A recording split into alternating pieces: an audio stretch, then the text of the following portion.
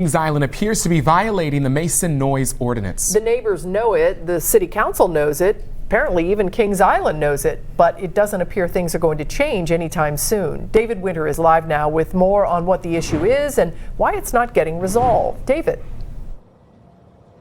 Well, Cami, Kyle, I can hear people through their television sets right now. They're saying, why would you live near a theme park if you don't like the sound of roller coasters? Well, for this house, for instance, they live about a quarter mile away from the park, but they built their house 10 years before the park was built. For everyone else, the coasters are getting larger, louder, and later than ever before.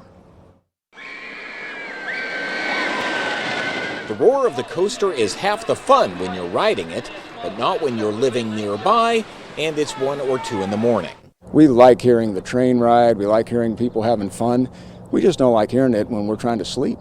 Ken Taylor's family built his home in 1961, 11 years before Kings Island was built.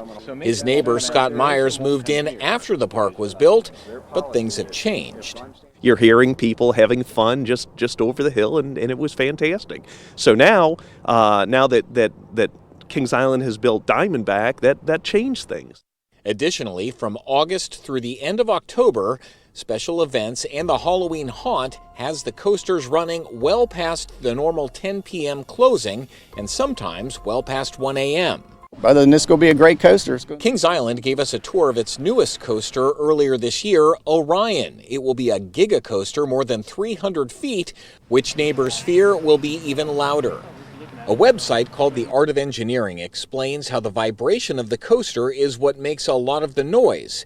It shows how some parks, including parks owned by Cedar Fair, which owns Kings Island, have filled the tracks with sand in order to absorb the vibration and decrease the noise. When the neighbors asked Kings Island about the sand, they say Kings Island said it would get back to them.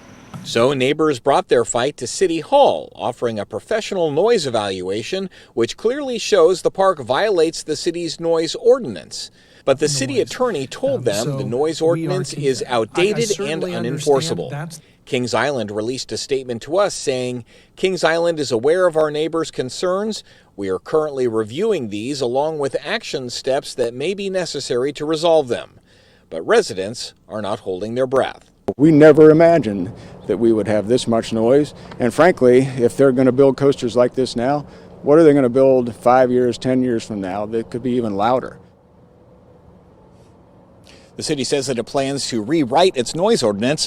Whether that ordinance favors Kings Island or the neighbors is yet to be seen. Reporting live from near Kings Island, David Winter, back to you in the studio. David, I'm just curious, did any of the neighbors talk to you about the fireworks that happen every summer? I mean, it's a nightly thing. I can see them from where I live. I can't really hear them too much. Did they talk about that? They did. They say they don't mind the fireworks. They don't mind the sound of the roller coasters. They say they just don't like it when they're trying to sleep at midnight, 1, 2 in the morning. Well, that's understandable. All right, David, thank you. And neighbors tell us they are considering all options, including going to court.